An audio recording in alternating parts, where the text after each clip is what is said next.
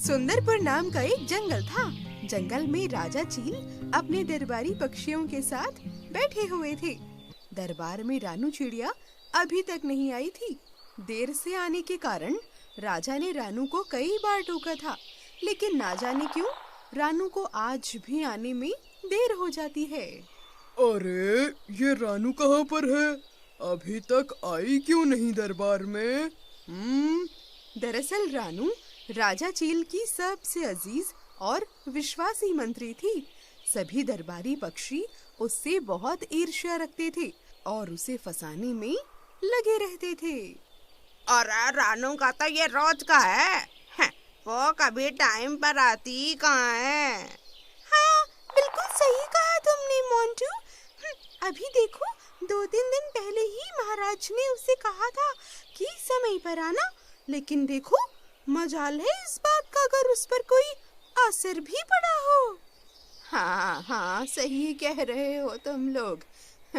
जब आएगी तो कुछ ना कुछ बहाना बना देगी आकर। सोचती है महाराज तो जैसे बेवकूफ ही है ना।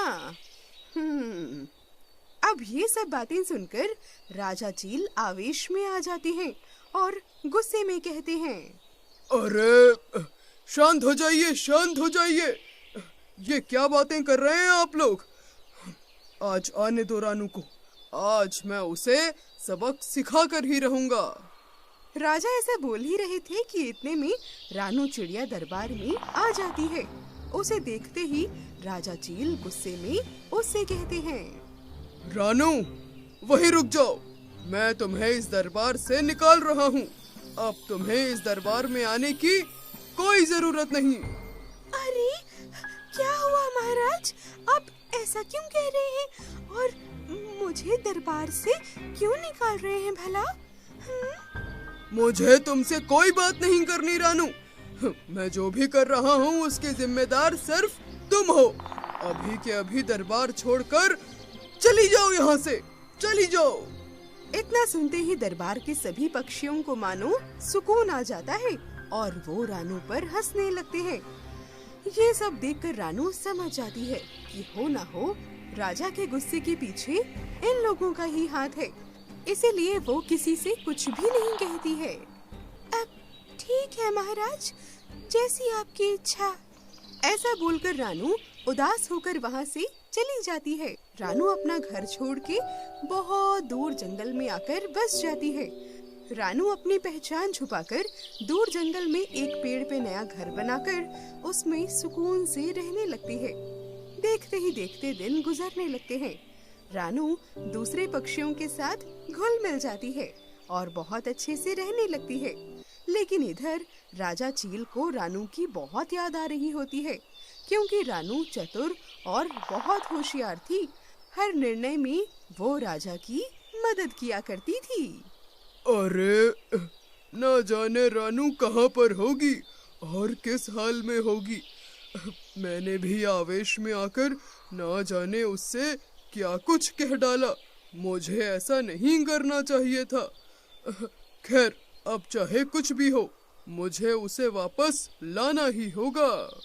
ऐसा सोच के राजा चील सिपाही को रानू को ढूंढने के लिए भेजते हैं। सिपाही रानू के घर पर जाते हैं, लेकिन वहाँ पर तो रानू होती ही नहीं है। सिपाही रानू को ढूंढने के लिए पूरा जंगल छान मारते हैं, लेकिन रानू का कुछ पता नहीं चलता। सिपाही थक हार कर महल वापस लौट आते हैं और जो कुछ भी हुआ वो सब कुछ राजा को बता देते हैं। अरे जंगल में नहीं है तो फिर कहाँ होगी वो? मुझे नहीं पता। किसी भी हाल में हमें रानू को वापस लाना ही होगा। इसके लिए मुझे ही कोई युक्ति लगानी पड़ेगी अब। ऐसे ही कुछ दिन और बीत जाते हैं। एक दिन राजा चील सभा में बैठे हुए थे कि तभी वहाँ पर कालू कौआ आता है और उनसे कहता है, अरे महाराज महाराज, मुझे आपके सवाल का जवाब पता है। अच्छा तो बताओ क्या जवाब है? इसका जवाब है 4 पांव वाली खटाई। जवाब सुनकर अब राजा चील थोड़ी सोच में पड़ जाते हैं और मन ही मन सोचने लगते हैं। अरे जवाब तो ये बिल्कुल ठीक दे रहा है, लेकिन कालू कौवा रातों रात इतना होशियार कैसे हो गया? जरूर कोई बात तो है। अच्छा तो ठीक है कालू कौवा, अब जरा ये भी तो बताओ कि तुम मेरे पास खटिया लेके आधी धूप और आधी छाँव में कैसे आओगे भला? वो महाराज, महाराज, वो मैं। कालू कौवे की जबान लड़खड़ाने लगती है, क्योंकि उसे पूरा उत्तर मालूम ही नहीं था। क्योंकि उत्तर तो वो तब दे पाएगा ना जब ये उत्तर उसका होगा। ऐसा देखकर महाराज चील भी सब समझ जाते हैं। मैं जानता था कि ये जवाब तुम्हारा है ही नहीं। तुम्हें ये जवाब किसी ने बताया है ना? सच सच बोलना कालू कौवा, वरना कारावास यहाँ से ज्यादा दूर नहीं है। अभी के अभी सिपाहियों को बुलवाकर तुम्हें उसमें डलवा दूंगा, समझे? इतना सुनकर कालू कौवा डर के मारे कांपने लगता है और सब कुछ सच सच बता देता है। नहीं नहीं महाराज, मेरे साथ ऐसा ना कीजिएगा। वो ये जवाब मुझे दरअसल मेरे नए दोस्त ने बताया है मुझे। क्या नया दोस्त? लेकिन कौन? जरा हमें भी बताओ, हमें भी तो पता चले कि तुम्हारा नया दोस्त है कौन। तभी कालू कौवा अपने नए दोस्त के बारे में राजा को बता देता है। राजा चील अपने सिपाहियों को वहाँ भेज देते हैं और उसे दरबार में लाने को कहते हैं। थोड़ी देर में सिपाही कालू कौवे के नए दोस्त को लेकर वहाँ पर आ जाते हैं, तो दरबार के सभी लोग ये देखकर अचंभित रह जाते हैं। अरे अरे, ये तो रानू है। ऐसा देखकर राजा चील जोर जोर से हंसने लगते हैं और सभी पक्षी राजा चील को बड़ी हैरानी से देखने लगते हैं। अरे महाराज, क्या हुआ? आप ऐसे हंस क्यों रहे हैं?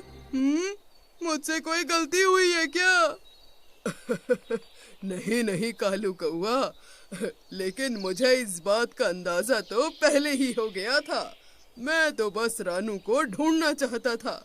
वो अपना घर छोड़ के चली गई थी ना, इसलिए मैंने इतना कठिन सवाल पूछा, जिसका जवाब रानू जैसा ही कोई तेज बुद्धि वाला दे सकता है। ऐसा सुनकर सभी पक्षी राजा की तारीफ करने लगते हैं और अपनी गलती पर शर्मिंदा भी होते हैं। महाराज की युक्ति देखकर रानू भी खुश हो जाती है।